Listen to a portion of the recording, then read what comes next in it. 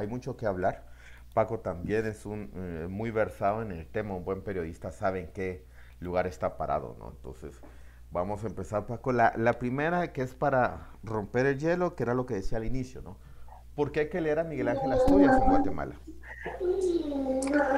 Bueno, hay una cuestión muy interesante, ¿verdad? Nosotros los guatemaltecos hemos tenido una formación a través de nuestros colegios, institutos y demás, en el cual no se nos ha hecho valorar la cultura guatemalteca. Por lo general se dice que es el lago más lindo, pero en términos de cultura es muy difícil que la gente aprecie a lo que se produce en nuestro país. Asturias fue un escritor de una generación, él nació en 1998 y es uno de los autores más traducidos en el mundo, es decir, Harry Potter no tiene nada que competir contra Asturias porque él está traducido a más de 190 idiomas, es decir, casi a todos los, pues a un gran porcentaje de idiomas que se hablan en el mundo. Y ha sido traducido precisamente porque su obra es universal, es decir, no solo se puede leer en Guatemala, sino se puede leer, de hecho, me acaban de mandar una foto de una edición que le acaban de hacer en la China comunista, en la China popular.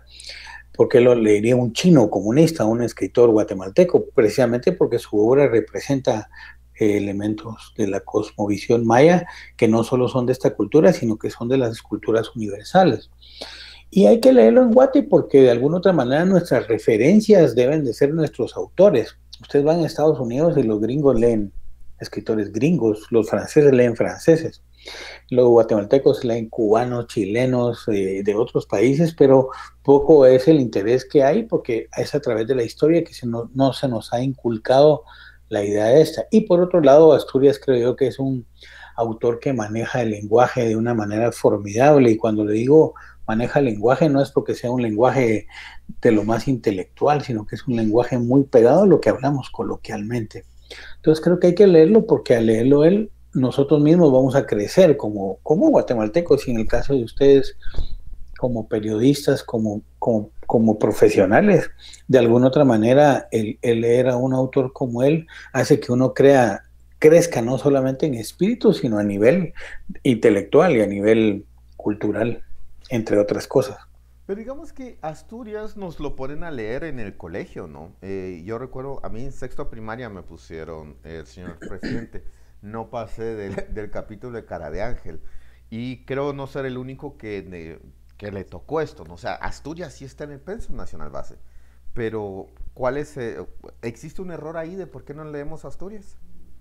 Yo creo que no lo leemos porque nuestra educación ha sido una educación totalitaria, es decir, a uno llega un profesor y le dice a uno en sexto primaria, entonces tiene que leer esto y ¡pum! Te ponen el señor presidente o te ponen a José Mía, por ejemplo, y no te dan todo, digamos, toda la retroalimentación de lo que significa. Les voy a contar brevemente un pasaje de Hombres de Maíz. Es un indígena que se llama Goyo Yik y un ladino que se llama Raimundo. Y los dos tienen, de caso, un tambo de salvavidas lleno de guaro clandestino. Antes se hacía mucho el guaro clandestino al cual se le llamaba el clan. Y era un guaro hecho en casa, ¿verdad? Ahora que está de moda lo artesanal, pues este era un guaro artesanal. Pero lo perseguía la policía, ¿verdad? Porque no cumplía, según ellos, todas las normas de sanidad. Entonces está Goyo Ick y Raimundo queriendo ir a vender a un pueblo este guaro. Y entonces le dice, bueno, compadre, vamos a ir a vender este guaro, pero no lo vamos a tomar nosotros, sino que hay que venderlo, porque necesitamos ficha.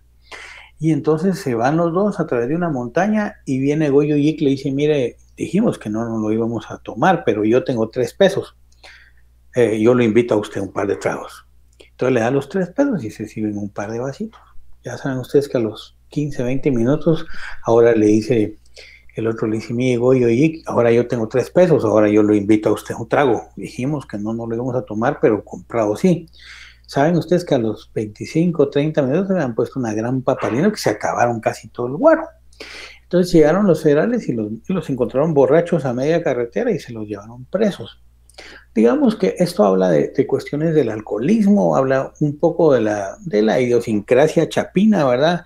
Ese tipo de cosas cuando uno no lo lee en el colegio de esa forma, porque a uno le han enseñado que Asturias es etiquetado de tacuche y incluso creo que es el escritor que recibió más campaña negra de parte de un sector de este país. Entonces, creo yo que es un error ponerle a leer a un alumno de sexto primaria, por ejemplo, Leyendas de Guatemala o El Señor Presidente, que son lecturas que de alguna otra manera necesitan mucho, porque cuando Asturias escribió Leyendas de Guatemala estaban las famosas vanguardias y la forma en que están escritas esas leyendas creo que necesitan mucha retroalimentación, y lo voy a decir así, muchos de los profesores ni siquiera han leído Asturias y quieren enseñarlo.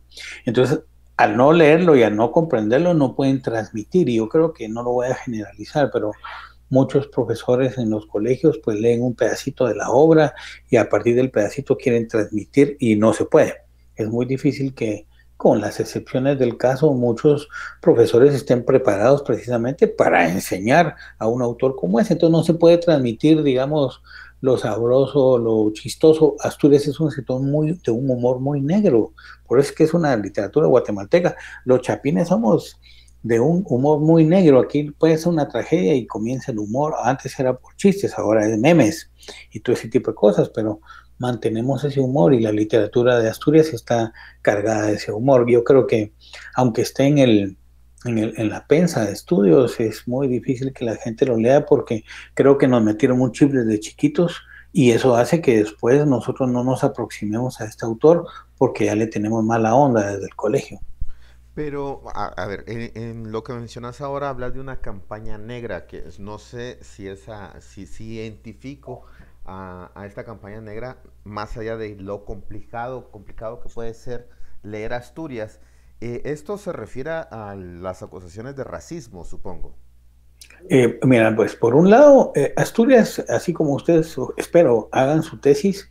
Asturias hizo una tesis en 1923 que se llama El problema social del indio, que habla precisamente aspectos sobre racismo y aspectos en por qué la situación del indio, pues que hoy en día es un término peyorativo, se dice indígena, ¿verdad? O maya.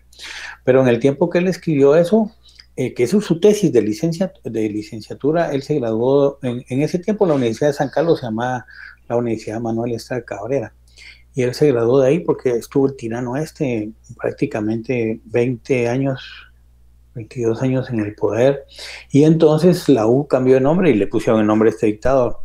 Entonces, por un lado, muchos indígenas han considerado que su tesis es una tesis racista y eso habría que discutirlo, habría que leer esa tesis y ver por qué se cree que es racista. Pero por otro lado, Asturias era un simpatizante de la izquierda. Entonces, estoy hablando, imagínense la época de los 40, donde después de la Segunda Guerra Mundial el mundo se dividió entre comunismo, voy a ponerlo de esa forma, ¿verdad? Comunismo, liberalismo. Él de alguna otra manera fue tachado. Ustedes saben que en este país, pues, los gobiernos en un 90% han sido de derecha. Entonces él siempre fue cuestionado por su posición ideológica, aunque él no estuvo a favor de una guerra. Asturias siempre estuvo a favor, digamos, de los necesitados y de los marginales. De hecho, en 1966 recibió el premio Lenin de la Paz, que es uno de los premios más importantes precisamente por su aporte hacia la paz del mundo. Sin embargo, aquí en Guatemala mucha gente, pregunten ustedes a abuelitos, a tíos sobre Asturias, y no todo el mundo, pero mucha gente dice, es que ese era un bolito, un borracho ahí que se quedaba en las banquetas y no se le toma como un intelectual. Miren, él publicó en vida 56 libros, que pues una gran cantidad de libros que se necesita mucho tiempo para poder escribir y para estar sesudo. Uno para escribir tiene que estar en sus 5 cabales. Entonces se le ha desprestigiado mucho precisamente porque es un Nobel, así como pasa con Rigoberta Menchú, que es una mujer que recibió el premio Nobel de la Paz y hoy en día es una de las mujeres más despreciadas por este país. Entonces lo que pasa con Asturias pasa con muchos autores que de alguna otra manera han trascendido, han movido al mundo, no solo a este país, y por eso reciben ese tipo de campañas negras. Voy a poner otro ejemplo un poco diferente, pero que tiene que ver con lo mismo, que es lo que pasa con Ricardo Arjona, digamos, que es un cantautor, pues, guatemalteco, y en este país hay páginas que se llaman Odio Arjona, y hay mucha gente que le tiene una gran tirria, independiente, y hay gente que lo odia y lo desprecia, que oye a Marco Antonio Solís y que oye a Juan Gabriel y de alguna otra manera a este Arjona lo desprecian por lo que canta, ¿me entienden? Entonces un poco pasa lo mismo con Asturias y con mucha gente que de alguna otra manera, de hecho el ejemplo más reciente es con esta película de La Llorona, que imagínense que hubo de parte del gobierno anterior tuvo una campaña para que no se hiciera la película porque atentaba contra cuestiones ideológicas cuando es una película que ha trascendido fronteras. Entonces creo que el ejemplo de Asturias tiene que ver mucho con esta forma que tenemos los guatemaltecos, no todos, no voy a generalizar, pero muchos en tratar de denostar a todos los compatriotas que trascienden. Pero acerca de la composición del pensamiento guatemalteco, has mencionado dos temas que creo que hay que tocar. Primero, el humor negro, y hablas de Estrada Cabrera, ¿no? Y por ser dictador, y creo que en la obra asturiana, la línea dictatorial, digamos, la presencia, el concepto del dictador, permanece en buena parte de su obra. ¿Existe ahí una relación o por qué? ¿Por qué sucedió eso? Bueno, imagínense que nosotros en Guatemala comenzamos el siglo XX con una dictadura. Nuestro país durante el siglo XX tuvo 23 golpes de Estado. Imagínense la inestabilidad política que ha habido en este país. Quiere decir que del 1900 a 1920 fue la dictadura de Estado Cabrera y de 1943, de 1939 a 1944 otra dictadura de Jorge Ubico. Y luego han habido pequeñas dictaduras militares, como la de Ríos Montt, por ejemplo. Entonces, de alguna otra manera, acuérdense que a un autor, bueno, y si nos ponemos a pensar que en los años 40, en América Latina también, debido a la polarización del mundo, los Estados Unidos pensando que el comunismo, que se come a los niños y que es lo más terrible del mundo, puso gobiernos que de alguna otra manera podían hacerle frente a lo que ellos consideraban la amenaza mundial del comunismo. Entonces, en muchos países pusieron presidentes militares que se quedaron en el poder. Miren ustedes lo que pasó en República Dominicana con Trujillo, por ejemplo. Vargas Llosa escribió una novela que se llama La fiesta del chivo. En Paraguay con Stroessner, por ejemplo, en El Salvador con Hernández, con este Manuel Hernández, un dictador, otro dictador, los Somoza en Nicaragua. Entonces, cuando Asturias escribe su obra de la dictadura, no solo es porque este libro fue publicado en 1946, cuando ya habían pasado las dos dictaduras, tanto la de Ubico como la de Estrada Cabrera. Entonces, de alguna otra manera, acuérdense que los escritores reflejan lo que existe en su contexto, ¿verdad? En el medio ambiente. Y de alguna otra manera eso les afecta en el sentido total de la palabra y eso hace que produzcan obras que están relacionadas con lo que ellos están viviendo en el mundo, lo que está ocurriendo. Entonces, esta es la primera novela sobre las dictaduras que se publica en América Latina. Ya se había publicado en España una novela de la dictadura que se llama Tirano Banderas, y luego hay otras obras de otros escritores como Gabriel García Márquez y demás que retrataron la dictadura. Entonces, en la obra de Asturias, una digamos, de las líneas de su obra es esta, las novelas que tienen que ver con las dictaduras. Y el humor entonces, ¿cuál es el papel del humor negro en esta obra? ¿Se puede hacer bromas con las dictaduras? Por supuesto. Yo no sé si ya leyeron ustedes el señor presidente, pero ¿saben dónde se reunían los grandes cargos, digamos, así como el dictador y sus grandes funcionarios, en un prostíbulo? Se reunían en ese famoso prostíbulo que se llamaba, era una mujer que en realidad existió en Guatemala, que se llamó doña Eloísa García, que le decían doña Locha. Y si ustedes leen el señor presidente, hay un prostíbulo precisamente que está ubicado en la 10ª Avenida, entre Segunda y Tercera Calle, en donde aparece el prostíbulo como una forma, digamos, de contrapoder, que en términos generales, imagínense, ¿verdad? Que uno piensa que las autoridades, o que antes, porque ahora sí es creo que son vacías de la cabeza, pero anteriormente había mucha gente pensante, y creo yo que esa gente pensante reuniéndose en prostíbulos, por ejemplo, con personajes digamos, también representados como el Pelele, Cara de Ángel y todos ellos, de alguna otra manera el humor negro es una forma de mecanismo de defensa. Por ejemplo, cuando uno le va mal en Guatemala, uno dice, vos estoy mal, pero hay otro que está peor, fíjate. Y cuando uno lo insultan y le dicen, vos sos un hijo de la gran P, ¿verdad? Ah, no, vos sos un hijo de 100,000, vos sos un hijo de 50,000. Esa forma, digamos, de hacer una elipsis, de querer hacer un humor a partir de eso, es muy tradicional, ¿verdad? Uno dice, ¿qué tal vos? Estoy muy jodido. No, yo soy más jodido que vos, man. No creas, hermano, si a vos no te está pasando lo que me está pasando a mí, yo estoy más jodido todavía. Esa forma, digamos, de autoflagelarse, de autorreírse de uno mismo, precisamente en la novela esta de Si Dios me quita la vida, por ejemplo, hay un incidente que pasó en el estadio, una tragedia. Ustedes saben que la tragedia esta, al día siguiente habían cientos de chistes sobre ellos. Yo me acuerdo uno terrible, que el estadio tiene dos nombres, ¿verdad? Se ha llamado Mateo Flores y ahora se llama Doroteo Guamucho. Cuando se llamaba Estadio Mateo Flores y murieron 80 gentes, al día siguiente la gente decía, miren, ya saben que el estadio cambió de nombre, ahora no se llama Mateo Flores, se llama Mateo 80. ¿Verdad? Entonces, esa forma, digamos, del humor negro, esa forma digamos, de burlarnos de los demás, eso se llama trasvestir el discurso. Es decir, nosotros cuando hablamos decimos, hola vos, ¿qué tal estás? Espero que estés bien. Hay gente que dice eso, pero en el fondo quiere que uno esté mal, por ejemplo. Es una forma de trasvestir el discurso.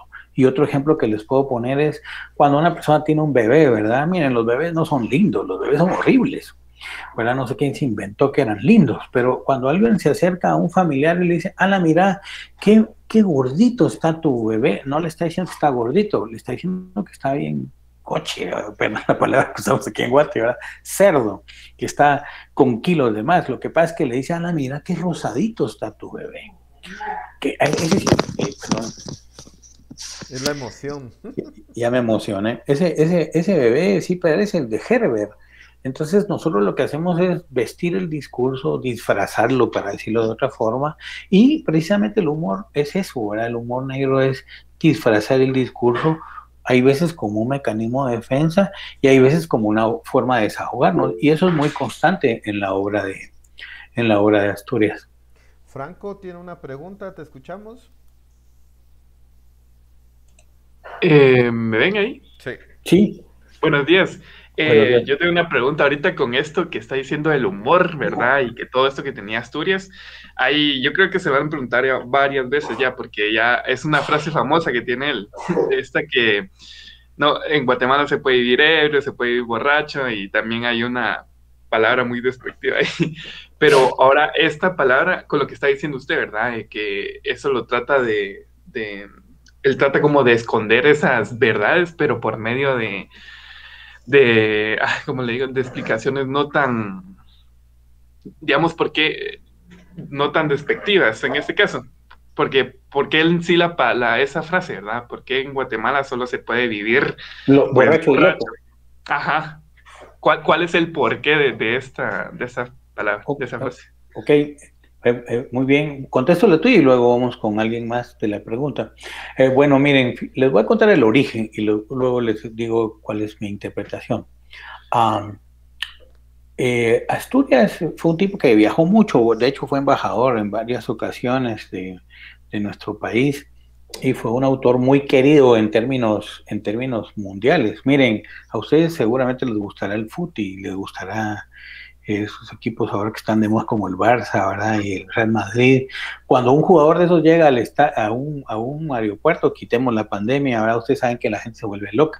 Ustedes saben que cuando Asturias llegaba a un aeropuerto, la gente corría como loca para pedirle autógrafos. Es increíble el carisma que tenía. Ustedes no lo pueden creer, pero bueno, luego les contaré mi experiencia que estuve en Francia estudiando la obra de Asturias y las fotos que encontré de la gente corriendo hacia abrazarlo, a tocarlo. Era impresionante el carisma que él tenía. Entonces era muy querido por muchos autores.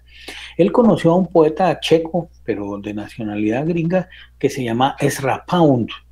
Y Ezra Pound fue un escritor, digamos, muy social, incluso en Estados Unidos por defender a un grupo de sindicalistas lo metieron a la cárcel. Estados Unidos es un país demócrata, pero no es tantas libertades como uno piensa. Esto fue en los años 30.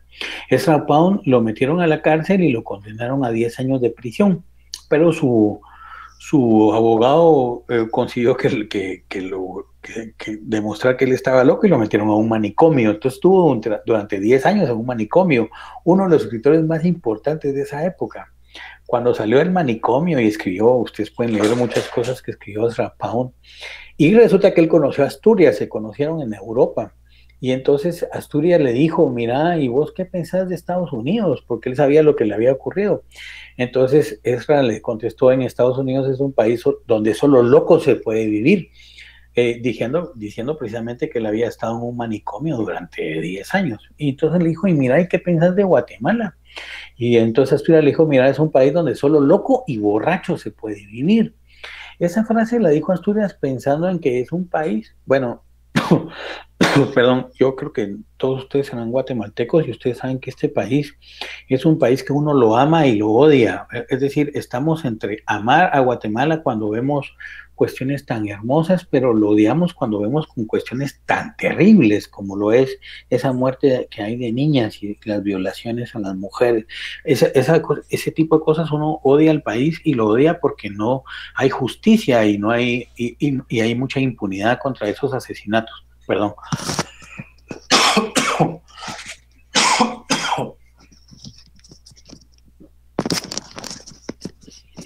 Entonces, en este país, cuando uno ve, por ejemplo, lo estoy diciendo en la actual, pero eso ha pasado mucho a través de la historia, cuando uno ve que la impunidad es el 90%, que eligen casi que criminales en los congresos, en las cámaras, en las cortes y todo eso, uno dice, es que uno trata de evadir muchas veces esa realidad. Y acuérdense que el licor, que espero que ustedes no lo consuman en grandes cantidades, el licor es una forma de evadir la realidad, porque entonces lo que te hace es que te desata las dopaminas y te hace que te liberes del mundo real, ¿verdad? Que te liberes porque el mundo real es vulgar y todo lo que ocurre en todas las ocasiones. Entonces, cuando Asturias decía eso de vivir borracho, lo estaba diciendo en términos metafóricos, es decir, vivimos en un país en el cual loco, es decir, fuera de todas tus condiciones mentales, y borracho, es decir, con sustancias alcohólicas dentro del cuerpo, podés vivir porque entonces estás lejos de la realidad.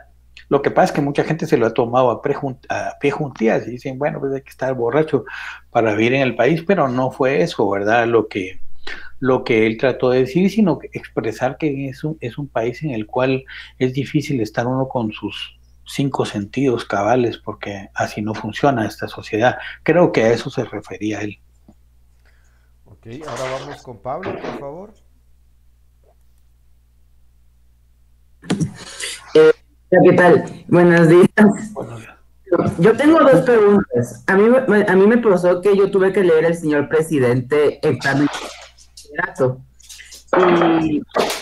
Y al menos a mí en lo personal, yo me disfruté mucho el libro, a mí sí me gustó, y me encariñé tanto como con Camila como con Cara de Ángel, y cuando sucedió, no voy a spoilear el final, lo que sucedió en los capítulos finales me rompió el corazón. Entonces, basándome en esto, primero, yo no sé, yo sentí que el lenguaje menos usado en esta obra era un lenguaje un poco o sea, no era difícil de entender, pero sí era como muy adornado. Entonces, ¿qué claves podrían usarse para entender el lenguaje usado por Asturias en sus obras? Porque a veces sí puede ser un poco enredadizo. Sí, te entiendo. Miren, lo que pasa es que, bueno, pues, acuérdense que en sus clases de literatura ustedes han recibido clases sobre los diferentes movimientos estéticos, estilísticos que ha habido a través de la historia. Asturias nació en 1898. Y entonces, cuando él comenzó a publicar, que fue más o menos cuando uno comienza a enamorarse a los 12, 13 años, a hacer poemas y empezar a escribir, existían las famosas vanguardias. Y muchas de las primeras obras que Asturias publicó están escritas en clave de vanguardias. Cuando hablo de vanguardias, hablo del surrealismo, del dadaísmo, del impresionismo. Bueno, miren una pintura, por ejemplo, de Picasso, ¿verdad? Que uno ve, ahí dice, una famosa pintura de él se llama Las señoras de Aviñón. Uno ve ahí, no ve ni señoras, ni ve Aviñón. Lo que ve es una serie de rayas. Bueno, y tal vez algo un poco posterior como Pollock, ¿verdad? Uno ve una pintura de Pollock que dice ese montón de puntos. Pero lo que pasa es que para muchas obras se necesita entender el contexto por qué estas obras están escritas de determinada forma. Cuando empieza el señor presidente, ustedes leen que dice alumbre, lumbre de podredumbre, luzbel. Eso no quiere decir nada. Voy a usar esa palabra, perdón. Es una jodedera de lenguaje. Es una forma de crear música a través del lenguaje, porque esto en términos literarios se llama una gitanjáfora. Las gitanjáforas son hacer oraciones que sean un poco, oraciones sin sentido. Bueno, la poesía, por ejemplo, es sin sentido. Es sin sentido lógico, pero tiene un sentido espiritual, irracional, completamente válido, porque es poesía. Perdón, pero estos me vienen a dar los buenos días. Entonces están demasiado cariñosos. Vamos para ahí.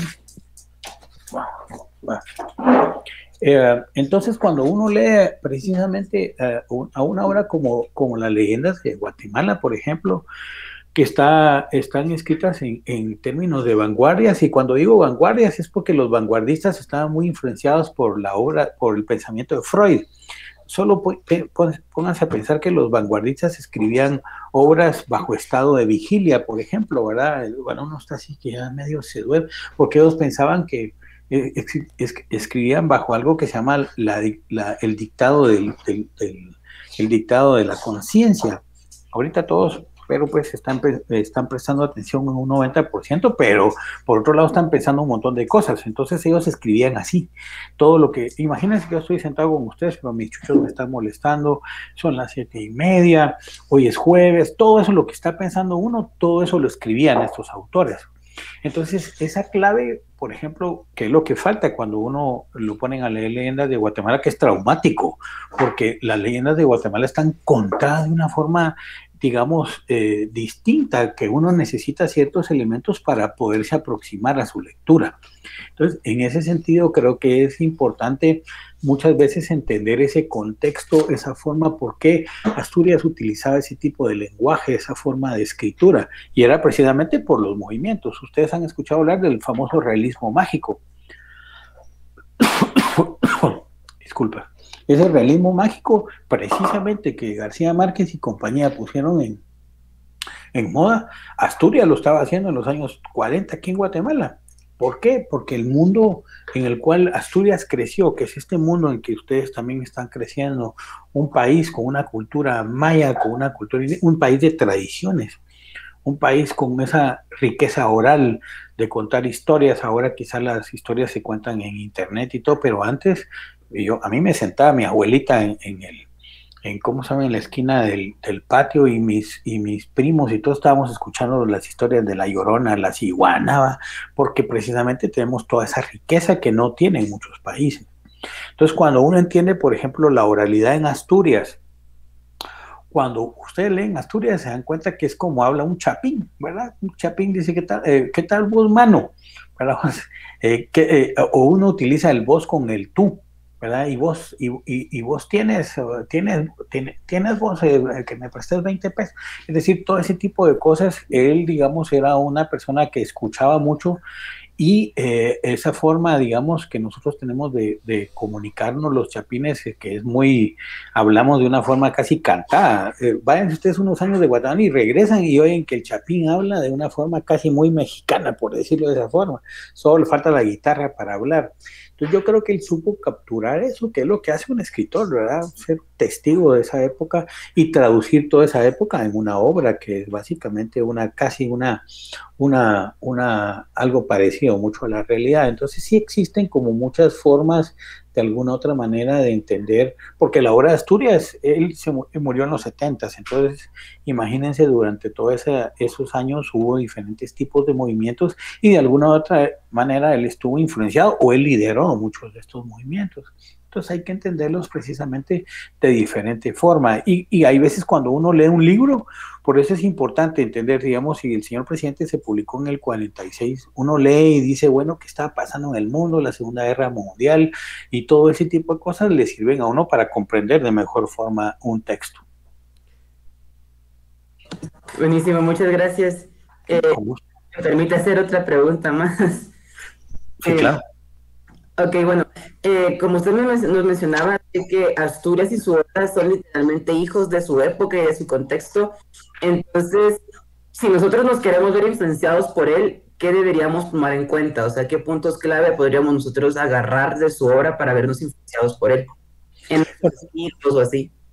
Yo creo miren, es muy importante conocer la obra, porque cuando uno dice, él ha ido a Asturias y ya se ha leído un libro, por ejemplo, pues es que él escribió 56. Yo creo que si uno lee bastante de él, es imposible, hay veces no sentirse influenciado precisamente porque su obra es muy fuerte en el sentido que nos pega, porque como somos guatemaltecos, creo que la podemos entender de alguna otra manera mejor que un chino, aunque en China se esté leyendo y se discuta, el hecho de ser uno guatemalteco, creo que eso le va, voy a decirlo así, afectar en el sentido de que lo va a tocar esa obra.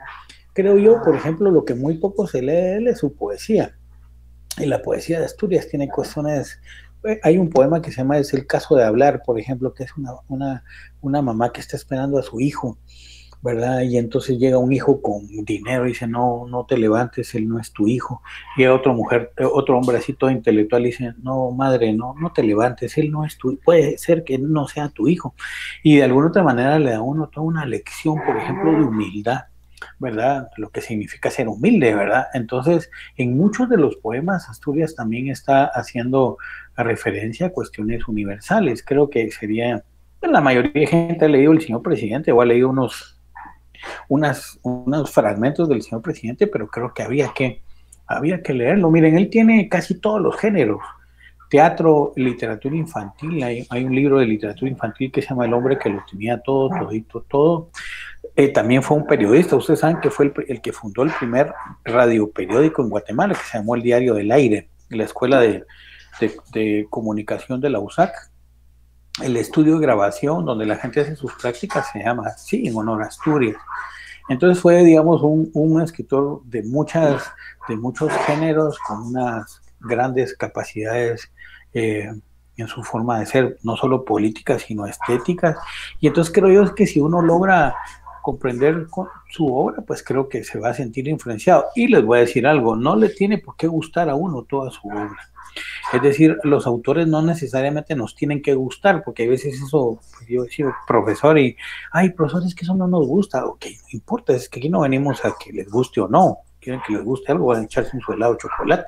Lo que tiene que ver con la obra es entender que una obra no tiene que ser bonita en sí, sino que lo que la obra aporta a su contexto histórico, a su contexto político y social y demás. Entonces creo que eso pasa con Asturias, ¿verdad? Que no todo lo tiene que gustar a uno, sino que hay que entender por qué diferentes procesos. Hay un libro de él que se llama Weekend en Guatemala, que es un libro de cuentos, precisamente que lo hizo después de que cayó la revolución en Guatemala, que entró la contrarrevolución.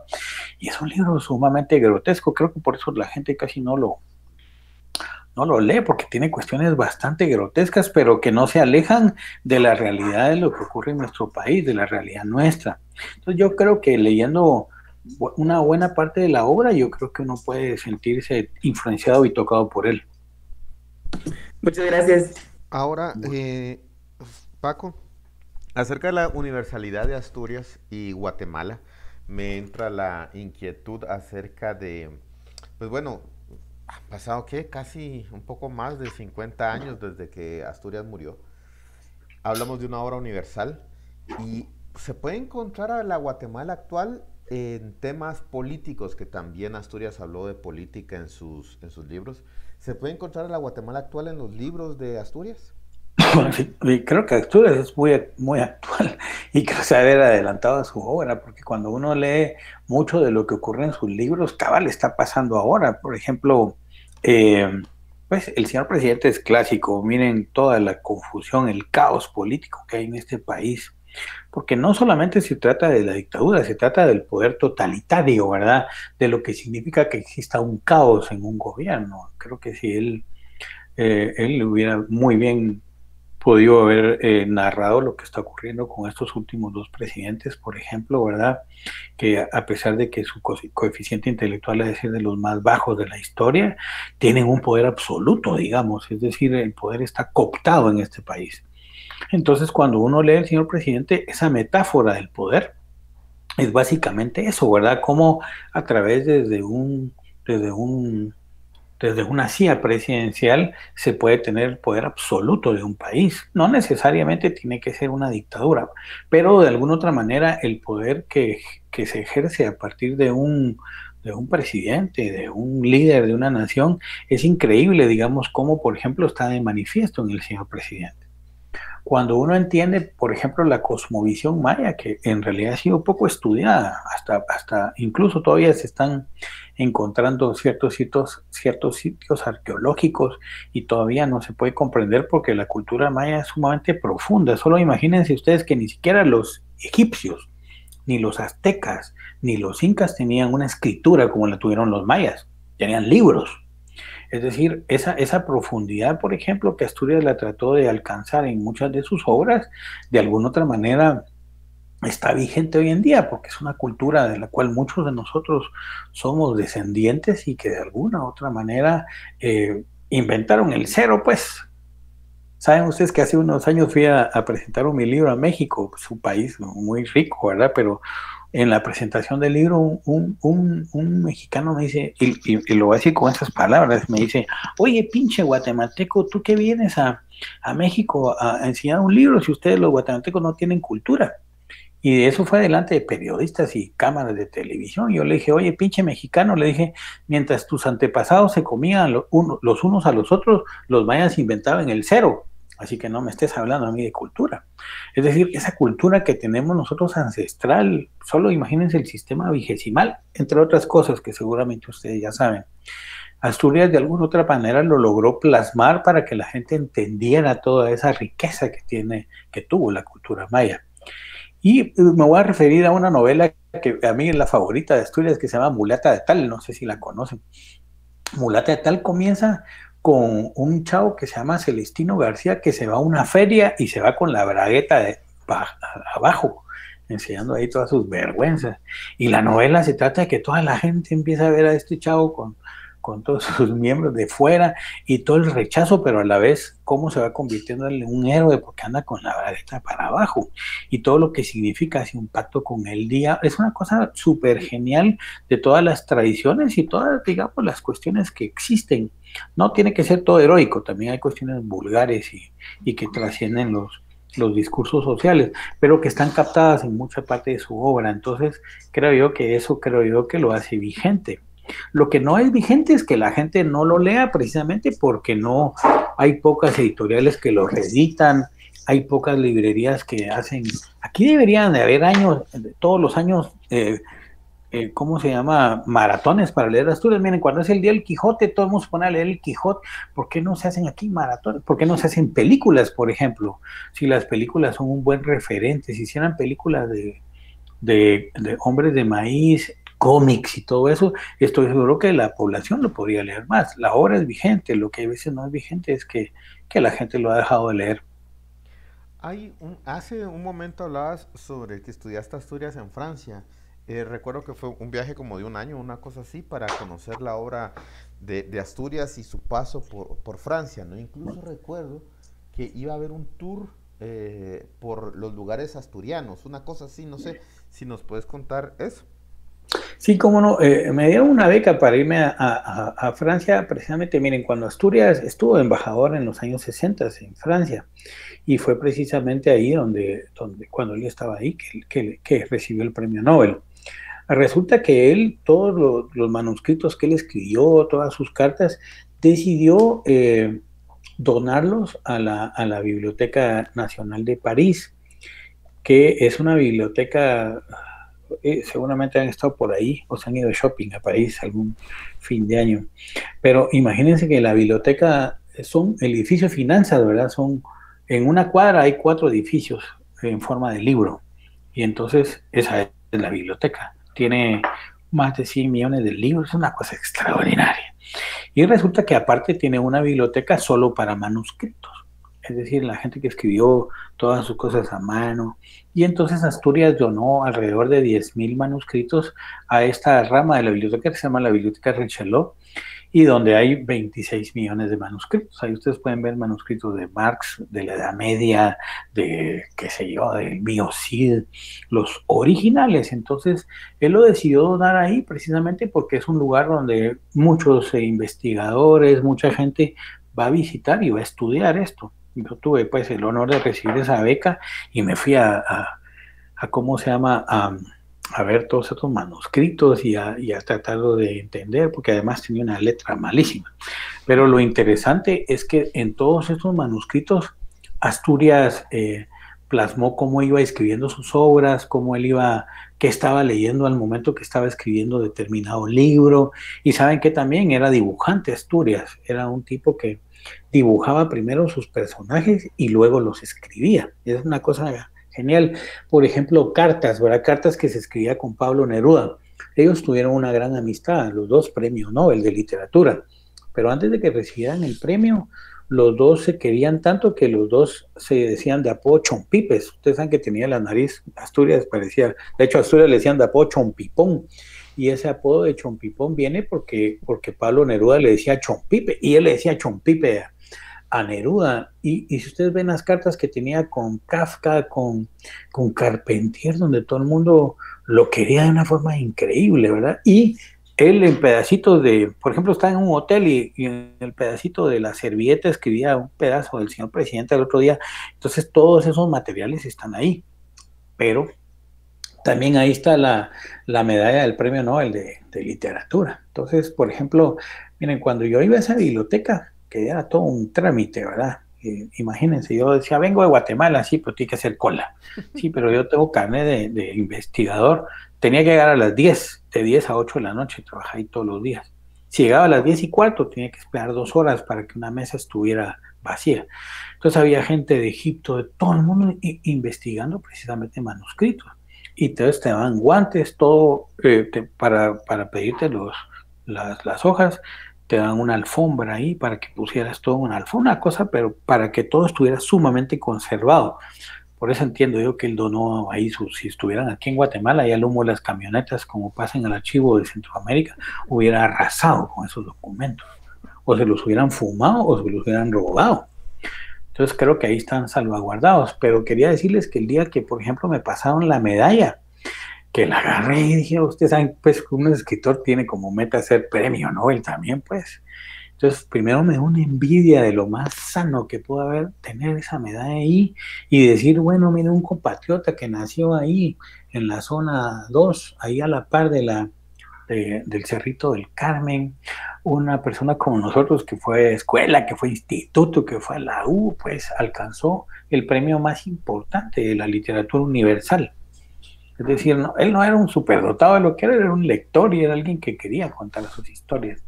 Y entonces, pues ahí también está el diploma y todos imagínense, le dieron casi como 20 doctorados en universidades de Inglaterra, de Estados Unidos, de República Dominicana, de Colombia.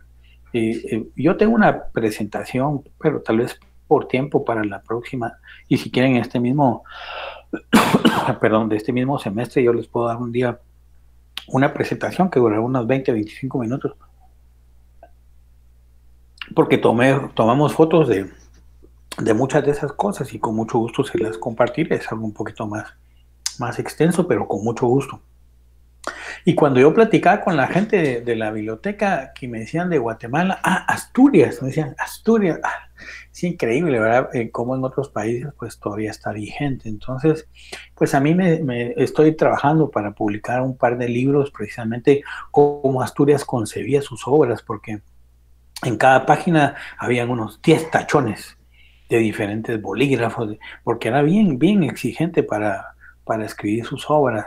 Ahí se da cuenta uno que un escritor no es solamente una persona que una musa misteriosa le golpea la espalda, sino que es el trabajo riguroso de sentarse todo el día a escribir y ser uno duro con uno mismo cuando uno quiere publicar algo. Creo que es una de las grandes enseñanzas que aprendí yo del Chompipón. Francisco, el semestre pasado invité a Carla Natareno para que hablara sobre Brañas. Y pues obviamente toqué el tema de la relación Brañas-Asturias.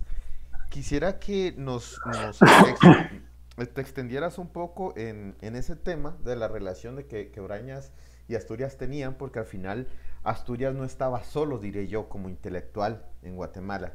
Y pues para cerrar ahora el tema de Asturias, a menos que los estudiantes tengan otra pregunta, pero no sé si nos puedes explicar.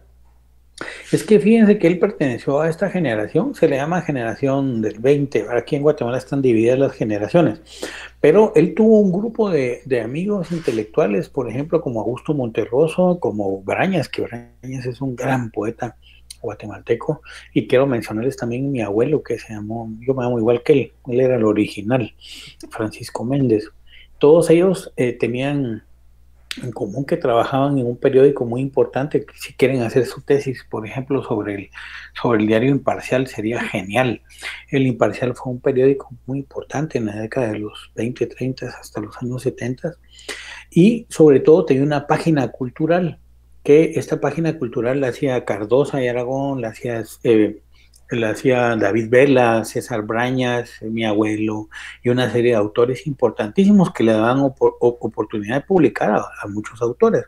Entonces Asturias tuvo una muy buena relación con todos estos autores, y era una relación literaria, pero también bohemia, ¿verdad? Es decir, en la casa donde yo viví, que era en la 10ª Avenida A y Segunda Calle de la Zona 1, por el Cerrito del Carmen, la mesa estaba llena de poemas de Asturias, de Brañas. Brañas era un poco más introvertido, no era así de mucha jerga, era un escritor muy ensimismado. De hecho, les voy a contar que mi papá se llama César y su padrino de bautizos era César Brañas, que no llegó al bautizo porque era un tipo que no le gustaban mucho las cuestiones sociales.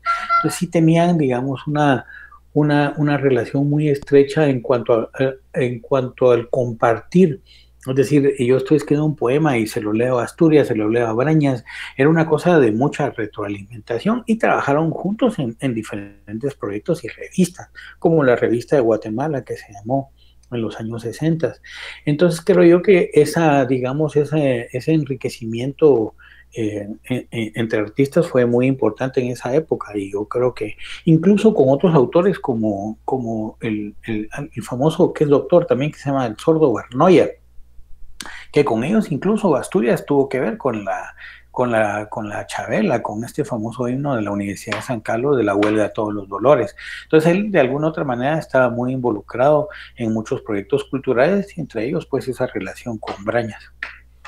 Para cerrar el tema asturiano, no sé si puedes contar, ya que mencionaste a tu abuelo, aquella historia sobre los libros firmados que llevabas al colegio.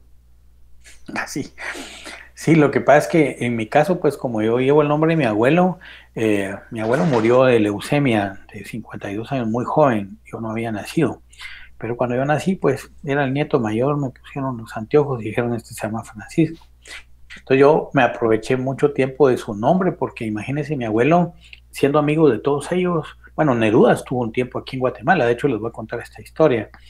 Neruda, Asturias, Monterroso, creo que Cardosa, mi abuelo, estaban, no sé si conocen el famoso Portalito, que es uno de los, digamos, antros más antiguos y tradicionales que ha tenido este país, y donde venden unas cervezas que se llaman chibolas, ¿verdad? Y entonces ellos estaban, después de una larga jornada de escritura, se fueron a tomar unas cervezas ahí, pero a la hora de pagar ya no tenían plata, como suele ocurrir con muchos escritores, ya no tenían ni un centavo.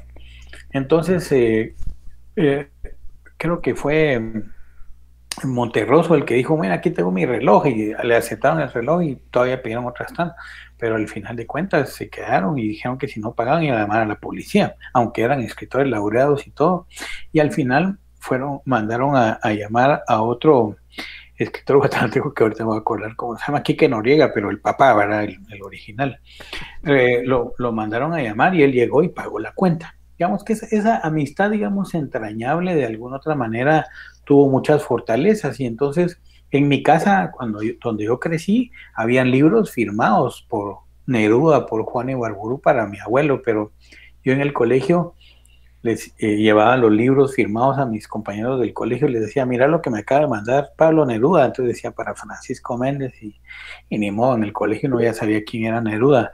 Sin embargo, cuando miran la fecha que decía 50 o 40, mate de risa, pero muchas veces me aproveché de ello. De hecho creo que soy escritor precisamente pensando en seguir la tradición de mi abuelo. Gracias, Francisco. Y ahora quisiera que habláramos de tu obra, que como te decía al inicio, pues los estudiantes tienen que leer. Son intersticial y Si Dios me quita la vida. Voy a empezar con Si Dios me quita la vida por ser la novela, por ser... esta es la reseña que tengo yo de Si Dios me quita la vida. Para mí, el comisario Wenceslaus Pérez Chanán viene a ser una especie de Sherlock Holmes guatemalteco, ¿no? Mezclado con este Arsène Lupin, que te presentan este comisario investigador, donde vos relatás estas aventuras de un policía guatemalteco que tiene problemas de gota, que tiene precisamente a la muñeca, que es esta perra que le gusta mucho, que vive en un área relativamente marginal, que se compila en este primer libro que se llama, si no estoy mal me corregís, Si Dios me quita la vida, y es una parte de una serie de libros dedicados a este personaje. Entonces podemos empezar a hablar de abrir foro acerca de Chanán y sus obras. Entonces contame, ¿cómo se encuentra ahora el comisario Wenceslao Pérez Chanán en temas de pandemia? Pues sí, para todos ha sido muy difícil. De hecho, yo estoy hoy de luto porque anoche murió un poeta muy querido salvadoreño que se lo llevó la pandemia. Ha sido una cosa terrible, o espero que no, pero muchos tenemos familiares y queridos amigos que se han ido con esto. Y para uno escritor, no crean que escribir de pandemia es aprovechar, sino que va a escribir uno viendo que la gente está muriendo a la par y todo lo que ocurre. Eso ha sido difícil. Sin embargo, también hay que tratarlo de sobrellevar y salir adelante. Entonces, miren, del comisario han salido básicamente 4 novelas. La primera se llama Saga de Libélulas, que es la que salió segundo, pero que es la primera de la cronología. Esta es una obra que ocurre en toda Centroamérica y digamos que es como la presentación del comisario. Es una obra bastante extensa, tiene 800 páginas y publicada, creo que tiene entre 500 y 600. Está agotada, pero ahora va a salir una segunda edición. Luego se llama Juego de Muñecas, que también es una novela que fue publicada por Flaxo, que también está agotada, pero ya les contaré que hice un pequeño convenio ahí con una editorial para hacer toda la publicación de las novelas. Luego está Si Dios me quita la vida, que ahorita salió la edición mexicana, que espero que unos 15 días ya venga aquí en Guatemala, que está muy linda la edición, una editorial que se llama Ediciones Periféricas, que solo publica literatura policíaca, y soy el primer autor que ellos publican en extranjero. Y acaba de salir la semana pasada en Costa Rica la 4ª novela que se llama Esta de Perros, un caso peludo para el comisario. Mi relación con los perros es mucho más cercana que con los seres humanos, así es que esta es una novela que le debo a nuestros amigos perros. Y están por salir, miren, yo tengo escritas 15 novelas del comisario, con diferentes temáticas. Precisamente durante la pandemia, ustedes se han visto que muchos detectives y en la vida real, e incluso en la vida real, digo, en las novelas o en las películas, siempre les pasa algo terrible, y en las novelas del comisario no le había pasado algo tan terrible hasta ahora que estoy escribiendo una novela sobre Hogar Seguro, este lugar donde mataron a estas niñas, y precisamente para contarles un adelanto, la hija mayor del comisario comienza a fumar marihuana y la meten al Hogar Seguro precisamente el día del incendio. Esa novela es bastante dura, pero tiene que ver mucho con esto que está ocurriendo en nuestro país. Y estoy escribiendo varias novelas, más o menos siempre tengo 2, 3 novelas escribiendo al mismo tiempo, que espero de alguna otra manera tengan pues el impacto. Creo que de alguna otra manera el comisario ha tenido una buena recepción y pues no a todo el mundo les ha gustado, ¿verdad? Porque hay gente que me ha escrito ahí diciendo que ha sido la peor novela que ha leído en su vida, pero cuando uno escribe, los lectores creo yo que están en todo su derecho. Uno no está para defender sus obras, sino para escribirlas, y de ahí en adelante pues decir lo que la gente piensa pues ya es una cuestión ajeno a lo que uno planteó. Pero creo que pues también salió un libro de cuentos del comisario, que por cierto ese sí, hay bastantes libros, se llama Chanán, 5 casos peliagudos para el comisario. Yo recuerdo que Gabriel, cuando estaba dirigiendo la sección cultural en Siglo XXI, fue que sacamos esta novela por entregas, y precisamente la semana pasada tuve yo el gran gusto, la gran alegría de que un escritor experto se llama escritor experto en novela mediterránea e hispanoamericana, luego se los comparto, hizo una reseña sobre Si Dios me quita la vida, y para mí fue como estar ya casi en grandes ligas, porque que le hagan una reseña a uno en España, en un lugar especializado en novela negra, pues es fabuloso. Y él decía que precisamente parecía una novela clásica de los años 30 y que parecía una novela escrita por entregas, así que tuvo toda la razón, y gracias aquí al maestro Gabriel, que de alguna otra manera, que fue publicada esa novela, que primero salió por entregas y ahora ya va por su segunda edición. Así que, aunque yo creo que el comisario va a morir en la novela número 25, pues todavía le queda larga vida, y espero todavía terminar unas buenas novelas para que el comisario siga haciendo sus investigaciones. Pero ahora que acabas de mencionar eso que me sorprende realmente, yo de lo que he leído de Chanán, realmente llegas a querer a este personaje. Sí, medio spoiler, sí, medio me asusta que lo vayas a matar.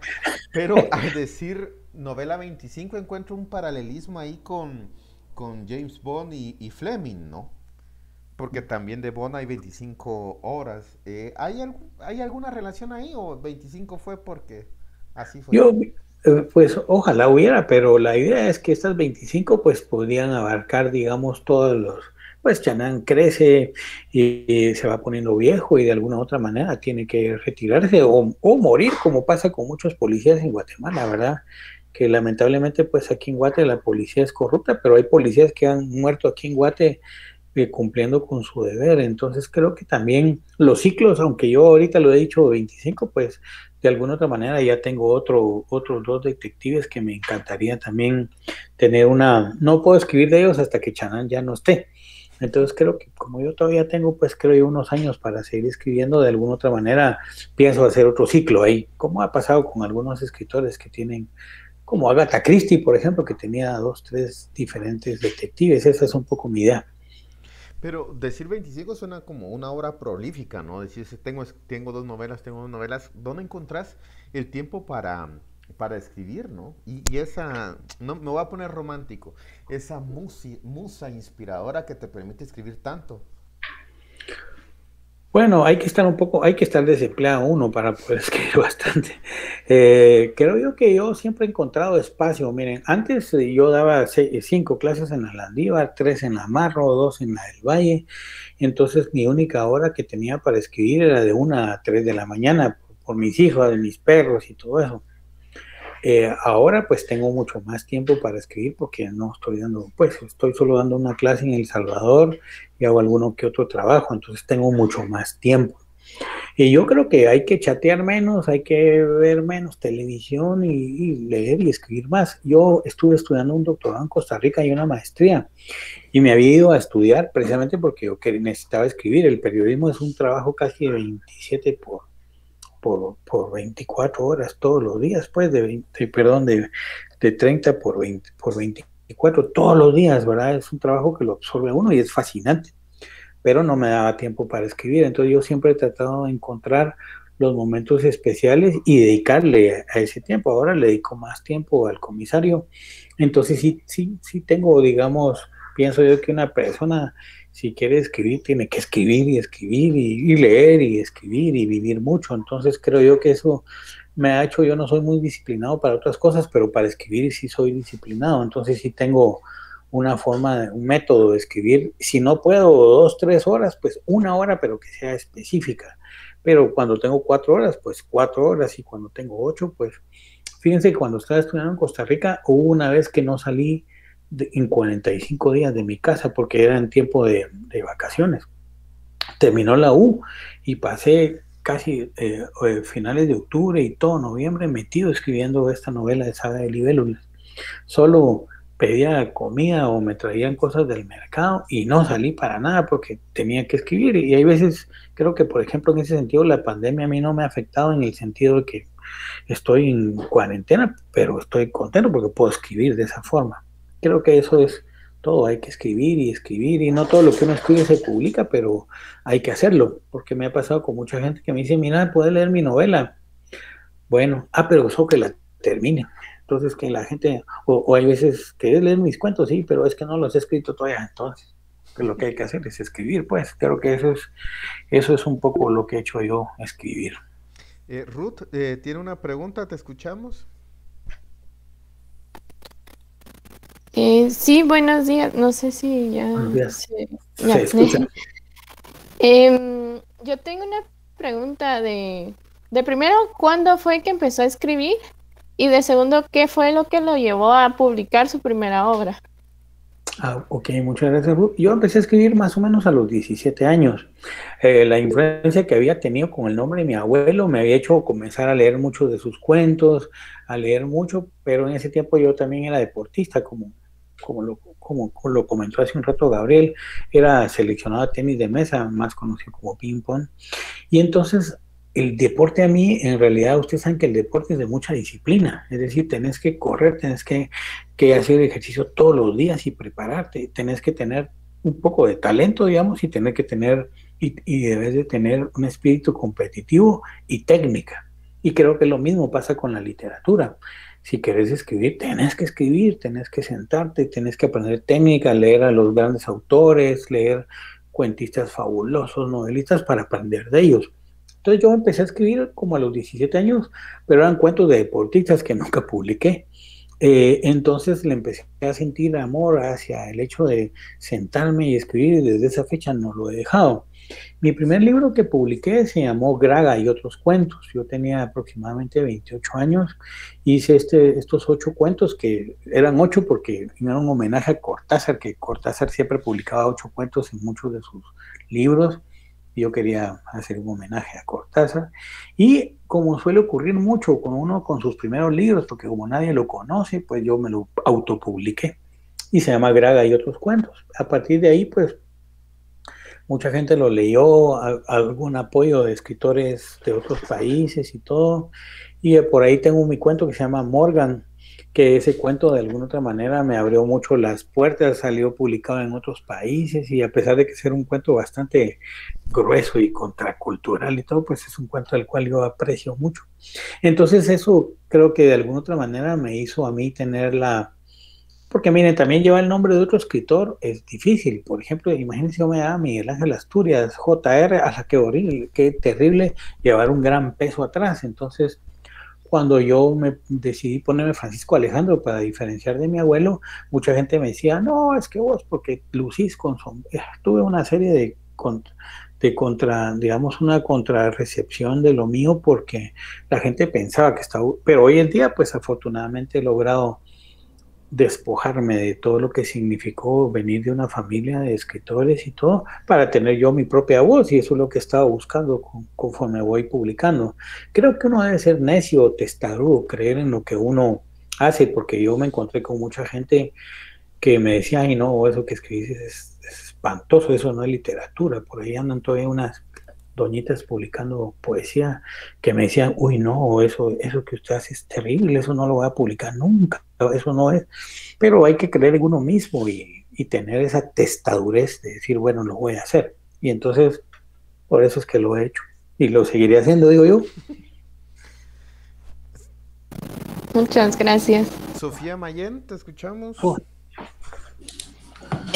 Sí, solo tengo un problema con mi cámara. Cabal, ahorita que lo estaba probando, no sé por qué no enciende, pero creo que es problema ahorita de la computadora. Entonces, me perdonan. Y así, pero con respecto a mi pregunta, era ahorita que comentaba un poco acerca de su experiencia, ¿verdad? Quisiera saber qué opina usted acerca de, o sea, hay muchas personas en la vida que nos dicen que si te dedicas a la escritura, a veces no sé por qué, dicen, ¿verdad? Que te puedes llegar a morir de hambre. O sea, la escritura no te da para comer, no te da qué hacer. Entonces, pues, entonces quiero saber qué opina acerca de pues, esa frase, ¿verdad? Si te dedicas a la escritura, te vas a morir de hambre. Sí, eso es lo que suele ocurrir. A mí no me pasó. Cuando yo dije que iba a estudiar letras, mis viejos se pusieron felices, pero eso no ocurre la mayoría de veces cuando uno dice, incluso periodismo, aunque el periodismo tiene ahora muchas oportunidades, pues no son carreras para uno enriquecerse en términos económicos. Hoy en día está mucho eso de moda, ¿verdad? Que tenés que hacer pisto, tenés que hacer pisto y tenés que hacer pisto. Y se ha olvidado mucho la cuestión del ser uno humanista, ¿verdad? Yo creo que nuestras carreras como el periodismo, la literatura, la psicología son carreras humanísticas que no sirven para enriquecer, tal vez enriquecer el alma. Claro, uno tiene que vivir de algo, pero yo pienso que si uno tiene la convicción y está dispuesto precisamente a morirse de hambre, está dispuesto a no tener casa, porque, bueno, por ejemplo, todos mis hermanos tienen sus casas, yo no, ¿verdad? Pero pienso que de alguna otra manera es una forma de poder aportar algo de uno, una pequeña semilla, ¿verdad? Algo que uno pueda contribuir para que este país de alguna otra manera siga teniendo esas posibilidades culturales, sociales y demás, porque pienso yo que pues una persona puede graduarse de abogado y solo por una firma son casi 2,000 pesos, pero no es que sea mala la carrera de un abogado, lo que pasa es que el hecho de ser abogado ya te da, digamos, una posibilidad. De hecho, Asturias se graduó de abogado y no ejerció su carrera de abogado. Entonces, creo yo que de alguna otra forma, hoy en día, además de la literatura, está la cuestión de lo virtual. Entonces, la gente está haciendo dinero con YouTube o ponen blogs y son muy leídos. Entonces, si se trata en términos de plata, yo creo que sí hay posibilidades. ¿Ustedes saben cuánto le dan a uno si uno gana el premio Nobel de Literatura? Son 18 millones de quetzales.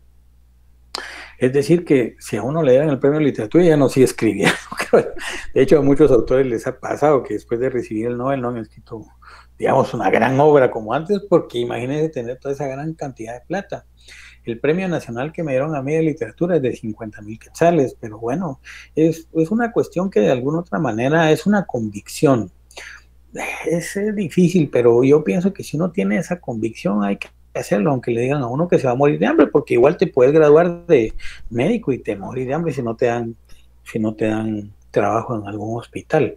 Entonces la idea es tener la convicción y saber que uno ama esa profesión y puede salir adelante. Pero sí es cierto que a uno le digan eso, sobre todo si quieres ser poeta, ¿verdad? Los poetas, por lo general, la gente lee muy poca poesía, se publica menos poesía y realmente es un género extraordinario, pero es porque no se produce mucho porque la gente casi no lee. Ustedes saben que en Guatemala se publican 200 libros al mes.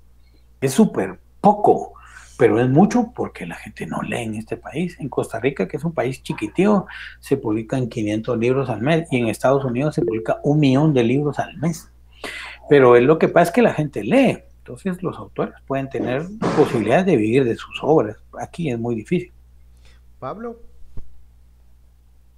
Entonces, bueno, usted nos hablaba que cómo que puede ganar un periodista, perdón, un escritor. Entonces, yo como escritor, ¿qué puedo hacer para no caer en la necesidad de tengo que escribir para ganar plata y seguir escribiendo porque me gusta, porque es mi vocación? Mira, es difícil. Mira, la mayoría de escritores no ha vivido de su obra, a menos que seas Pablo Coelho, pues que la obra es esa de motivación y todo el mundo la compra, pero lo que hace es que el motivador es el que gana fichas. Pablo Coelho vende, por ejemplo, 8 millones de libros en 2 meses, ¿verdad? Cosa que no lo hacen grandes autores como Sábato, que no lo hizo Sábato, Piglia y todos no venden esa cantidad de libros. Yo creo que, mira, pues sí, es como controversial, porque por supuesto que uno quiere vivir de algo, ¿verdad? Por ejemplo, muchos escritores hemos vivido del periodismo o hemos vivido de ser catedráticos, ¿verdad? Pero de alguna otra manera vivir de la literatura es difícil, a menos que querrás hacer estas cuestiones, digamos que muchos hacen bestseller, ¿verdad? Y a mí muchas veces me han dicho, ¿por qué no escribís? Porque no, ¿verdad? No es mi convicción. Pero hay quienes sí han tomado la decisión de agarrar un tema, ¿verdad? El tema, por ejemplo, judíos está muy de moda y escribir literatura judía te hace que te traduzcan libros todos los días, porque es un tema y los judíos leen mucho y tienen ese tipo de interés por esa literatura, pero también la literatura japonesa, es decir, es difícil. Yo pienso que uno debe escribir lo que uno no escribe para satisfacer a un público. Creo que primero hay que satisfacerse a uno mismo, porque si quieres quedar bien con los lectores, miren, ni Shakespeare, que era un autor trascendental, quedó bien con todo el mundo, menos uno lo va a hacer. Entonces creo yo que de alguna otra manera es ser algo que te guste, que te apasione, algo que no querrás hacer por quedar bien con alguien más. Ustedes se recuerdan un cuento de Augusto Monterroso que se llama La rana que quería ser auténtica, que es una rana que dice que no tenía las patas muy delgaditas y quería sentirse así bella, entonces comenzó a hacer sentadillas y todo para tener unas caderas anchas, porque ella quería sentirse amada y ser deseada por los demás. Y entonces esta rana llegó a tener un cuerpazo cuando un día se la comieron. Y el chavo que se la comió dijo, ¡ala, qué rico sabe a pollo! Es decir, imagínense, ¿verdad? El Monterroso era genial en 2, 3 líneas, y yo sé que estoy contando mal el cuento, lo escribe de una forma formidable, pero es eso, ¿verdad? Es decir, ¿por qué vas a querer satisfacer a todo el mundo cuando puedas hacerlo a través de lo que sintas? Y esos son los riesgos, creo yo, que uno debe correr. Acerca de la obra de Francisco, hablamos de la ficción policíaca, pero también tenemos que creo yo que es una gran parte de tu obra también, la literatura de academia, ¿no? Los textos y las investigaciones que tenés, y creo que parte de eso, La zona intersticial, que es el libro que tienen que leer en este mes en el curso, creo que es sin sonar mamón, sí creo que es una joya de la educación guatemalteca por las personas a las que entrevistas, que no hay otro libro de entrevistas a personajes guatemaltecos como ese, a mi entender. ¿Cuál es la historia que está detrás de La zona intersticial, que me parece es uno de una colección de libros de entrevistas? Pues es que en realidad cuando uno trabaja en un periódico, y vos también tenés esa experiencia, por lo general cuando uno publica algo, y sobre todo los periódicos que te dicen, ay, es que entró un anuncio, ¿va? Cuando entra un anuncio te vuelan la mitad de tu trabajo, porque de eso viven los periódicos. Entonces a mí me ocurrió que yo siempre quería conversar con gente, primero para aprender yo, y segundo para poder compartir lo que yo conversé con esa persona. Entonces yo trabajaba en siglo XXI, pero yo era el segundo de mando. El primero era, pues, se llama Felipe, que ahora está en Emisoras Unidas, y aquel nunca quería entrevistar a gente así sencilla, sino que siempre me mandaba a mí. Y entonces yo voy a tener la oportunidad de hacer un montón de entrevistas y conversar con gente y aprender mucho de estas personas.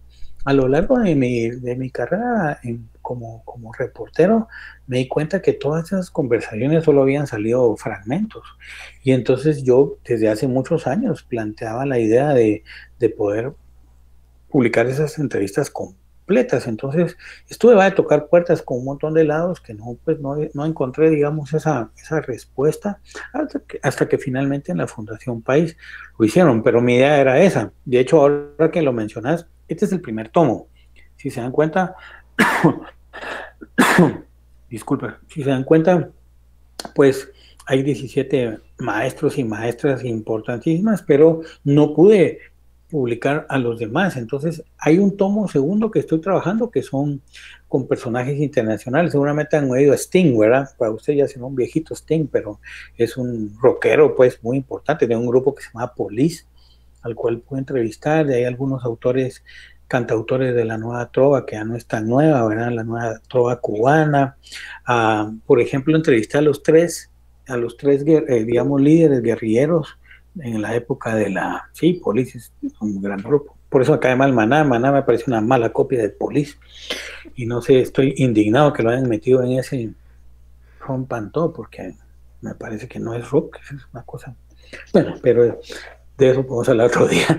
La cosa es que hay una serie de escritores y de gente que entrevisté, José José, por ejemplo, al cual sentimos tremendo, profesamos con Gabriel mucha admiración, y a mucha gente que logré entrevistar, por ejemplo, los 3 jefes guerrilleros de El Salvador, de Nicaragua y de Guatemala. Entonces estoy muy entusiasmado porque este sería un tomo internacional. También entrevisté a Carolina Infante en Londres, a mucha gente, y luego voy a hacer un tercer tomo de algunos que no pude incluir, porque estas conversaciones, ustedes créanme, el periodista no es el importante en una entrevista, el importante es el entrevistador, el entrevistado, perdón. Es decir, a mí no me importa lo que va a preguntar Francisco, me importa lo que va a responder Elmar Rojas. Así debe ser una entrevista. Hoy en día yo he visto unos pobres almas de Dios que tienen programas en la radio y que hacen una pregunta como de 6 minutos. Vamos, quiero decirle que vamos. Es que el concierto de la Naya, y cuando el otro contesta dice sí, no. Porque al final una pregunta puede ser estúpida, pero lo que vale la pena es que responda el otro. Yo no sé si ya leyeron la entrevista del Tecolote, donde digo, mira, ¿y vos qué pensás de Dios? Y miren, él y yo somos creadores, y la competencia es desleal, ¿verdad? Así entraba, qué genial esa respuesta. Uno de periodista puede o no estar de acuerdo con la que la gente responda, pero el hecho de que una persona se abra a tus preguntas y se confiese, porque al final, pues, de hecho los voy a invitar, ya les voy a mandar una invitación, que el sábado tengo un encuentro con 4 escritoras latinoamericanas que se llama Confesiones, porque me animé a hacer un programa al fin, a hacer de eso. Pero creo que es eso, ¿verdad? Lograr que la gente se abra con uno, sea transparente, confíe en uno, porque una entrevista, yo puedo entrevistar a alguien y después hacerlo pedazos y convertirlo en un idiota, porque el periodista tiene esa posibilidad en una entrevista. Aquí en Guatemala no suele ocurrir que le haga una entrevista, es que el presidente no, ¿verdad? Digamos aquí, ni tampoco rectora, ahora hay muchos lados, ya no se puede, ¿verdad? Porque todo el mundo está preso o va a estar preso. Pero, por ejemplo, le quiero hacer una entrevista al director del Museo de Arte Moderno. En Estados Unidos, uno le tiene que mandar primero la entrevista a él y decirle, bueno, mírela, y ¿le parece? Sí, yo no dije esto, usted, bueno, aquí está la grabación. Aquí en Guate no, aquí uno publica y publica. Entonces uno puede hacer pedazos a alguien o también puede volver a alguien héroe en una entrevista. Entonces la entrevista es de mucho poder.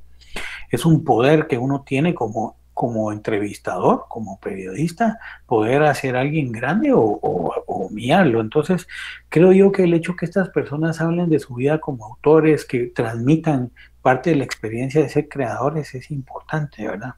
Y creo yo que este libro contribuye mucho y creo yo, pues en este caso le atiné porque digo yo que es un libro para estudiantes de comunicación, para estudiantes de historia, para estudiantes de literatura, para estudiantes de arte, que pueden entender estos pequeños fragmentos de vida de estos autores. Así que es una forma también de contribuir un poco con lo que de alguna otra manera aprendí yo de todas estas personas siendo yo reportero. Para ir cerrando la visita, Francisco, y gracias. Hay un tema acá acerca del curso Géneros Periodísticos 1. Lo que yo le propongo a los estudiantes es conocer experiencia periodística de profesionales, por un lado, pero el otro, la práctica, ¿no? La práctica de los géneros periodísticos. Realmente trato de que sea un poco orgánico el acercarse a los géneros sin darles tanta literatura. De hecho, el libro que terminaron ahora fue el de Salvatierra, el de Periodismo Esencial. En este momento nos encontramos en la crónica, ¿no? Y también tenemos muchas crónicas que pues, ojalá algún día lleguen a estar en un libro. Pero quisiera que nos contaras la historia de cuando estuviste en Poptún con los Caiviles. Cómo no. Pues fíjense que ustedes saben que este grupo del ejército es un grupo élite, ¿verdad? Que fue creado precisamente en los 80s para la guerra contra insurgentes. Es decir, es un grupo de militares que se preparaban como Rambo, por ejemplo, ¿verdad? Como los Rangers en Estados Unidos o los Agujas Negras en Brasil, para hacer tácticas de guerra y acabar incluso con pueblos. Entonces, este escuadrón que pues todavía se conoce, ahora hacen escritorios y se ponen a cuidar ríos para ver si no los ríos se desbordan y llevarlos a la cárcel. Pero antes sí eran, digamos, soldados que participaban durante esta guerra contra insurgente y que tenían una formación, digamos, muy interesante. Entonces, nosotros tenemos una revista que se llama Polémica y en esta revista habíamos entrevistado a los 2 jefes de las guerrillas y habíamos ido a campamentos de la guerrilla. Entonces, para que no nos acusaran de guerrilleros, pues entonces hicimos entrevistas con altos mandos del ejército. Perdón. Y una de esas fue ir a este campamento de la guerrilla, a este campamento del ejército que queda en Poptún, en un lugar que se llama el Infierno Caivil. Entonces fuimos con mi gran amigo fotógrafo que ya murió, él era corresponsal de France Press, que se llama Rolando González, y que yo sé que hablo mucho, me voy a tratar de ser así bastante sintético, pero es que Rolando era extraordinario fotógrafo. Y resulta que no pudimos aterrizar varias veces al campamento porque imagínense que había una vaca y después había unos soldados jugando fútbol. Ya se le acababa la gasolina a la avioneta. Cuando aterrizamos había un grupo de Univisión, que era una cadena internacional de Estados Unidos, una mujer y su camarógrafo. Y cuando nos subieron al jeep los militares y entramos al lugar que decía el infierno Caibil, miren, de la tierra salieron unos caibiles y de los árboles, disparando, atacando. Y se pararon enfrente de nosotros y nos dice el Caibil, bienvenidos al infierno Caibil, les hicimos una emboscada de recibimiento, en la cual en 25 segundos hubieran podido perder la vida 2 veces. Ya se imaginan, yo ni siquiera pude encender mi grabadora y Rolando no pudo ni tomar una foto. Y la mujer ¿saben que la mujer de Univisión se orinó del miedo y le dijo, ustedes nos faltaron el respeto a la prensa, que no sé qué, y se largó. Dijo que era una falta de respeto. Y nosotros, pues, Chapín está acostumbrado a estar en balaceras todo el tiempo. Y entonces estuvimos ahí 4 o 5 días, yo bajé 11 libras. Y tratamos de hacer todo lo que, digamos, los acompañamos en los entrenamientos. Si no fuera por esa cuestión de la maldad militaresca, creo que sería un curso que deberíamos de recibir todos, lo que es un curso de sobrevivencia. Con 80 libras en la montaña los tiran en paracaídas en medio del Petén y tienen que regresar en 24 horas a la base. O, por ejemplo, cursos de francotiradores. Si ustedes vieron la película de francotirador, ay Dios, parvulitos. Aquí esos caibiles con un rifle M16 a 1 kilómetro pegan. Es decir, los caibiles tienen una capacidad increíble, pues.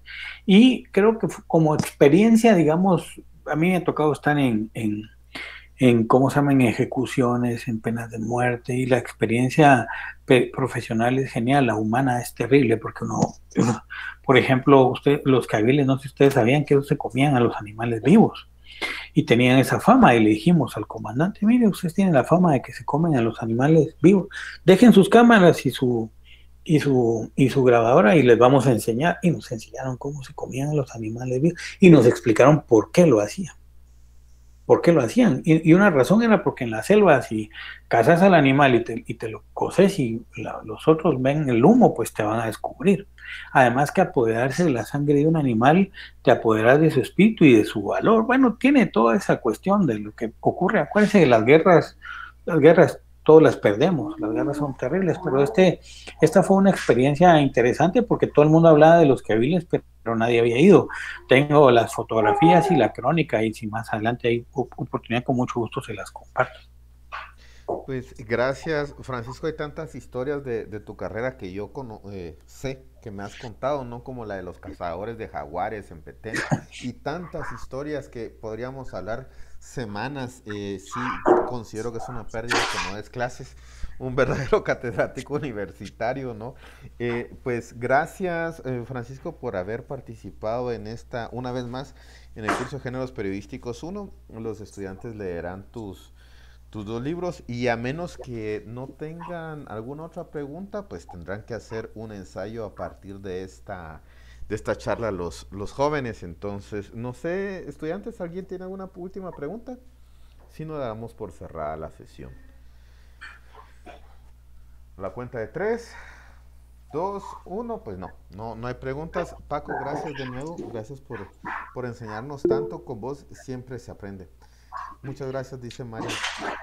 Pues yo también les agradezco mucho ahí, espero que sigan leyendo al comisario, ahí están sus cuentos, ya voy a tener la novela de Costa Rica, y si les gustó, pues con mucho gusto, hay bastante ahí para él, y espero que en su carrera periodística también capten muchas historias y logren hacer un buen aporte ahí para el periodismo guatemalteco, así como lo ha hecho Gabriel, como lo he hecho yo y otros grandes periodistas guatemaltecos. Así que un gran gusto y que estén bien. Esta es la última pregunta. ¿Qué te dejó el periodismo? Y con eso ¿Perdón? cerramos. ¿Qué te dejó el periodismo? Mira, el periodismo me ha dejado conocer mucho a Guatemala. Ustedes saben que el periodista está donde mucha gente no puede estar, ¿verdad? Y conocer cosas que uno de alguna otra manera no hubiera conocido si no es por estar en ese lugar, por comprender un poco más en mi país, por entenderlo, por qué es así, su historia, todas sus cuestiones maravillosas, como decía este poeta guatemalteco, mi hermoso y horrendo país. Creo que eso me ha dejado a mí mucho, el conocer más a este país, el tener la capacidad de decir y hablar de él, porque conocí muchos aspectos en los cuales tuve la oportunidad de estar. Yo creo que eso es fabuloso. También hoy en día tengo muchos amigos periodistas y estudiantes que les di clases en la Landiera que todavía son mis amigos, y eso también es fabuloso, tener gente que le apasiona esta carrera tan maravillosa.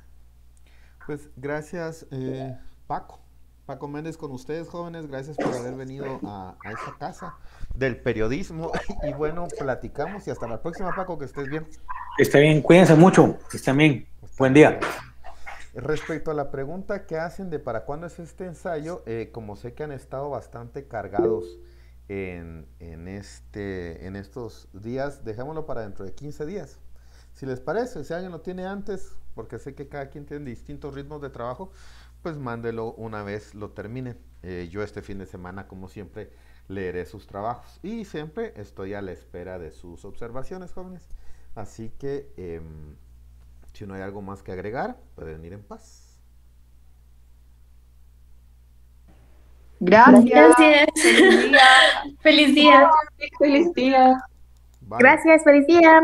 Voy a subir la grabación igual para que la vuelvan a leer. Créanme, Paco es uno de los grandes profesionales de periodismo de Guate. Creo que La lo verdad, escucharon. fue impresionante. Todo lo que conocí de Miguel Ángel Asturias. Es como, él estaba tan lleno de conocimiento que me hace, a mí se me vino a la mente como el que no sale y de verdad como que ve o vive la vaina, no la conoce por completo. O sea, no sé, yo siento que el viaje o lo que él hizo lo ayudó bastante a seguir esa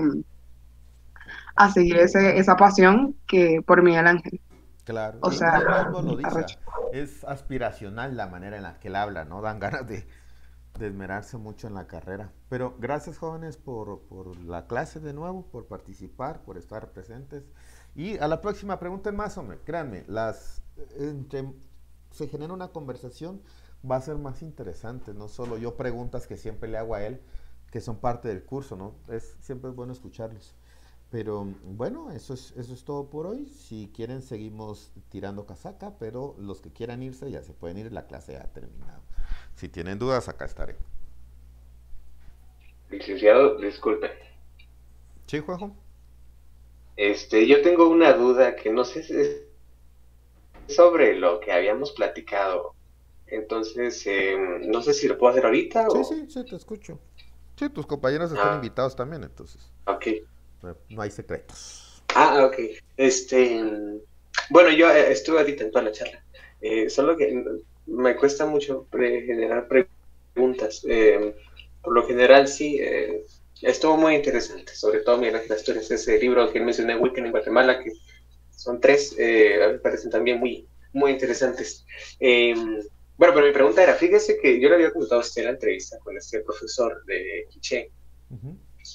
Al final la conseguí, me dijo que estaba bien, pero yo tenía duda, honestamente nunca he entrevistado a alguien con ese fin. Si usted tuviera algunas preguntas de cabecera para abrir conversación.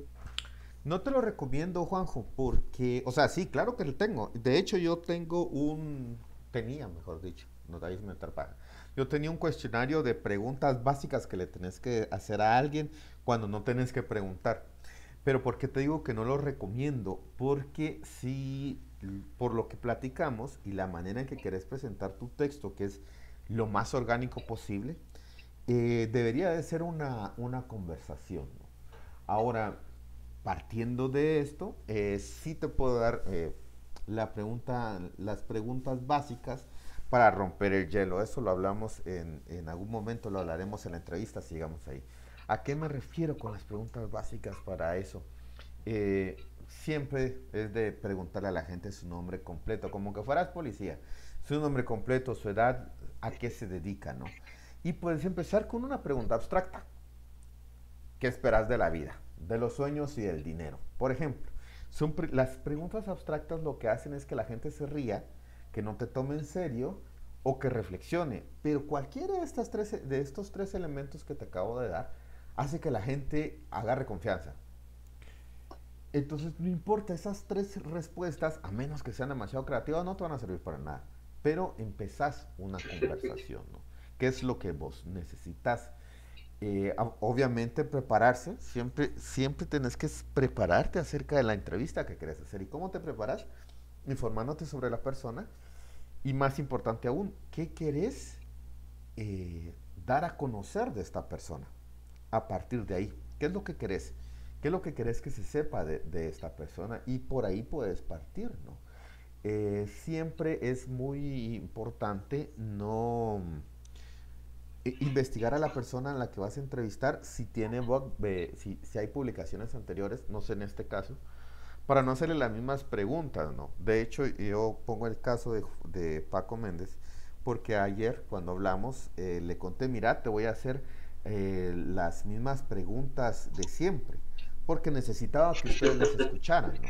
Porque a veces uno se cansa de dar las mismas preguntas, dar las mismas respuestas. Entonces, si hablamos de preguntas para preparar, pues puede ser esas, ¿no? Empezar con abstracciones, ¿no? ¿Qué te hace feliz? ¿O por qué estamos acá?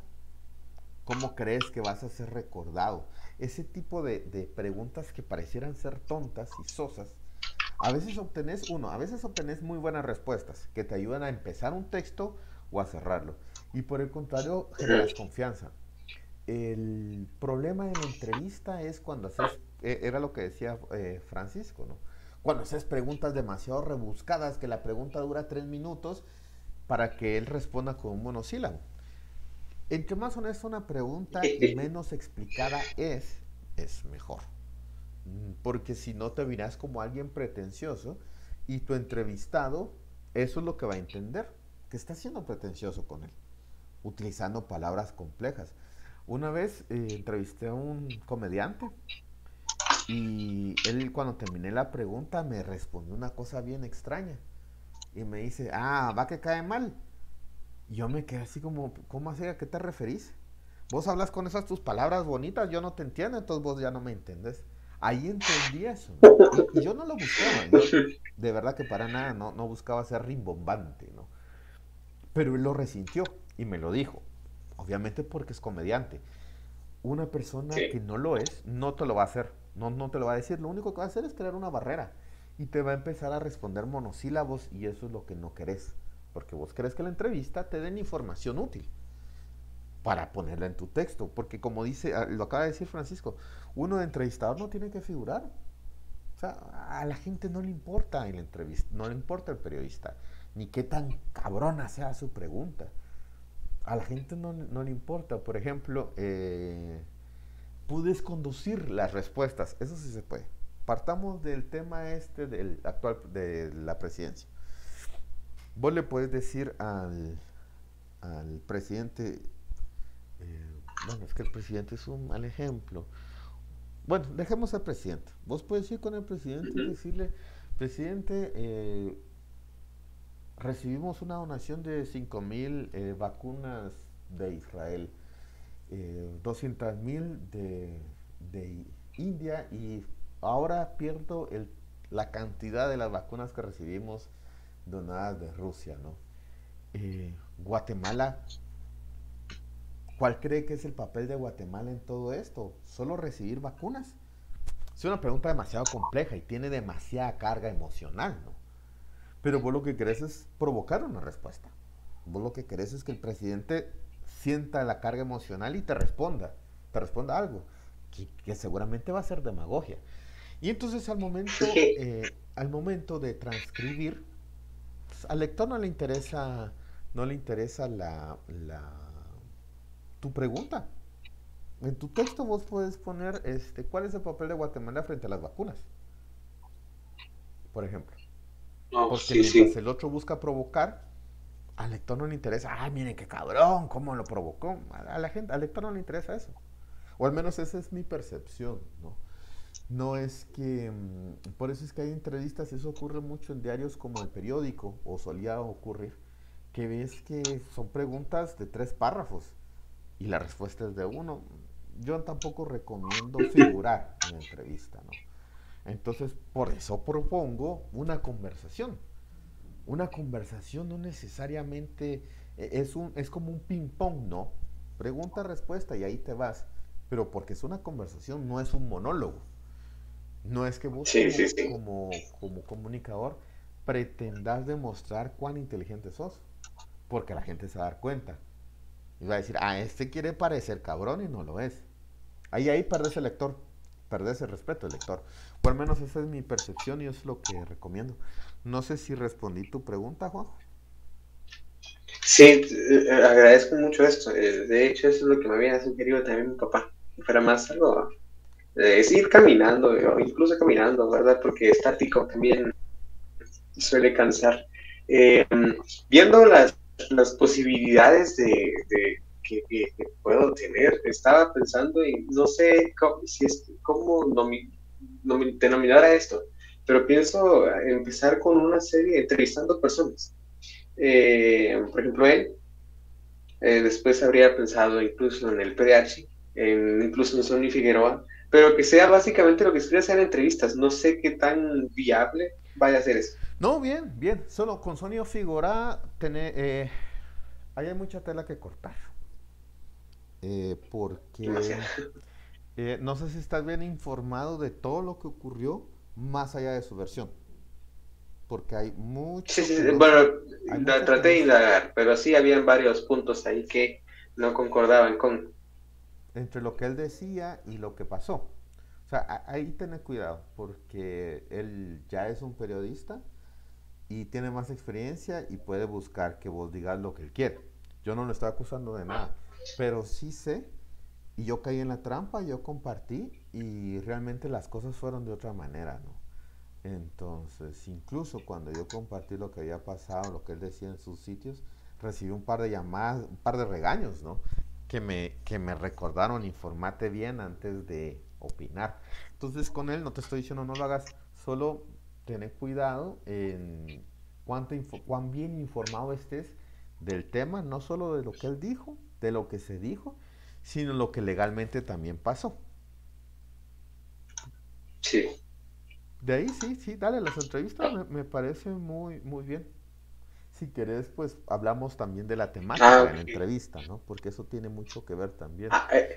¿Qué querés? Eso, es que de ahí era donde surgía esa pregunta, porque en general, mire, yo ayer le decía a mi papá que me estaba riendo mucho, porque, y todavía sigo, le decía a mi papá que yo en ningún momento pensé en dedicarme a esto de escribir.